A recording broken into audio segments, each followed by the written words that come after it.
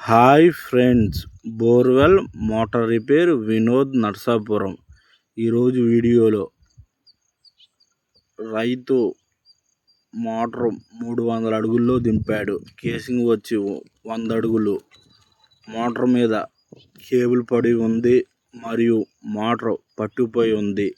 Motor దింపి 10 సంవత్సరాలు అవుతుంది. ఇప్పటికి ఒకసారి కూడా బయటికి తీయలేదు. మనం వచ్చి కేబుల్ తీసి 300 అడుగులు రాడ్లు దింపి మోటార్ బయటకు తీయటం జరుగుతుంది. మోటార్ కూడా చిట్లం కట్టి ఉన్నది.